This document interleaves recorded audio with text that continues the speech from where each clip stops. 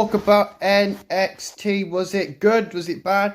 I again didn't watch it live because from the UK, and I really need some sleep. But we start off with the new NXT champion, Oba Femi. Ooh, this man has fucking aura. Entrance is so good. We didn't see Trick Williams on NXT today. There was just a tweet that came up basically saying that he's going to take some time to figure out what's next for him. But Obafemi came out. Honestly, he's so genuine. It's really quite crazy to see a character like him. I mean, he got people laughing at one point with doing the mocking of, oh, I didn't think I could do all this. And he was just joking around. And then man turned it to Thanos by saying, Destiny arrives. I'm like, he's copying Thanos. But really good to see a new NXT champion. He was interrupted by the Don Tony D'Angelo, which kind of makes sense. Tony D has beat Obafemi 2 times. Both clean, I would say. Well, I wouldn't say because the family got involved, I think, on the second time. I don't think they got involved in the first time. I think they were watching. I might have to watch it back. But then he was interrupted by Boo! Boo! Ridge Holland. Go fuck yourself. Sorry. No. If Ridge wins the North American Championship, there's no hope in the world. Eddie Thorpe would then come out from behind and attack Obafemi.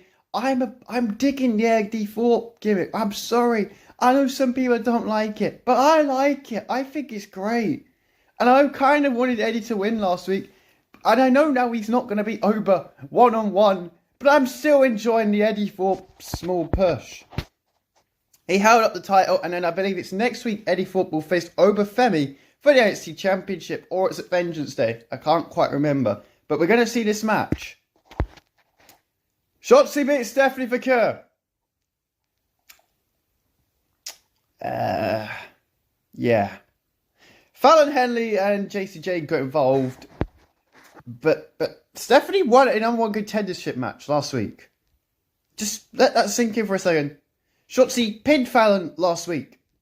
So they thought, alright, instead of doing a triple threat at Vengeance Day, which would have been smarter in my opinion, which is how you could have had Fallon retain the title, instead of her retaining the title against Shotzi in a one-on-one match, because I think Shotzi won't beat Fallon. No, we're going with Fallon v Shotzi one-on-one.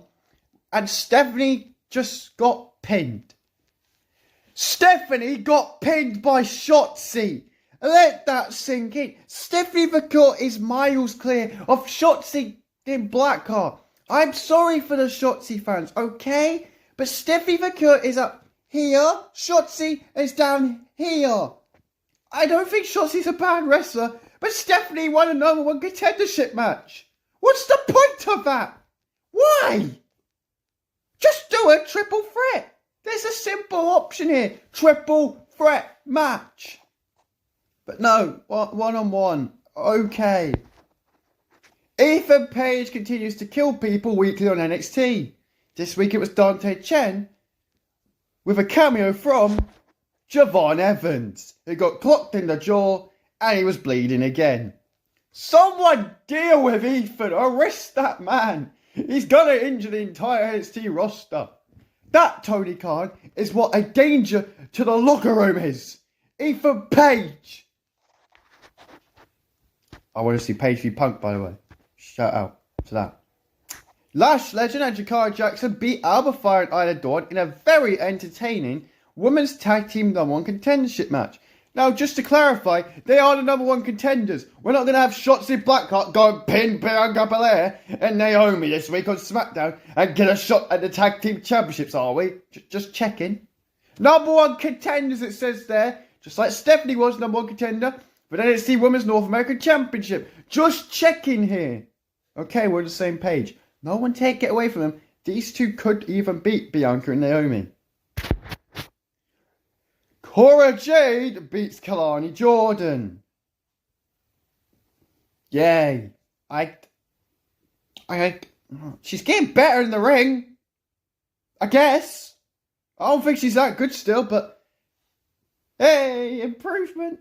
I got Cora people going at me last week, so I guess I have to be nice to her this week. So, yeah, Cora is unbelievable. She's fantastic in the ring. Greatest women's wrestler. No, she's not. Fuck off. Nowhere near the levels of anyone in that locker room.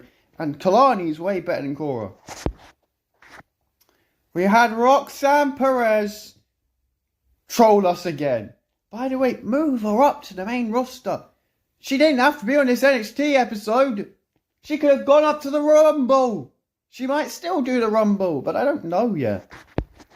She was interrupted by Role Model.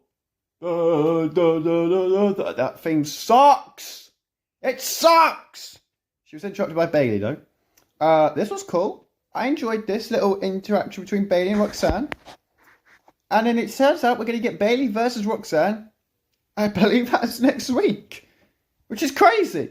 Bayley's got a busy week, so I wonder if Bayley maybe cost the title by Roxanne on Friday night.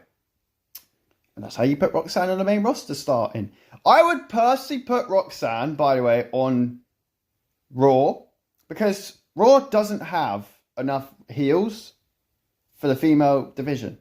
You've got PFC, no one gives a shit. Put them on SmackDown. You've got Liv Morgan, who can't really go against Rhea Ripley again. You've got possibly Nia Jax. But that's about it. So put Roxanne on Raw. It makes a lot of sense.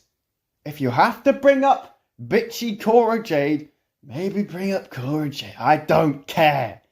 But this was cool, and we're going to see the match next week. And of course, Fraxium is fine. They retain again.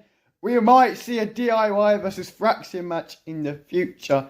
Fraxium is the best tag team in the world. I do not care. Do not care. Do not tell me I'm wrong. They are the best tag team in the world. And that was the NXT review of the second episode I watched live. Well, not live. I watched of NXT this year. Obviously, because NXT, when it moved to CW, I couldn't actually watch it. But now everything's on Netflix. I can watch it. So I can review NXT as well as the SmackDown, as well as the Raw, as well as the pay-per-views.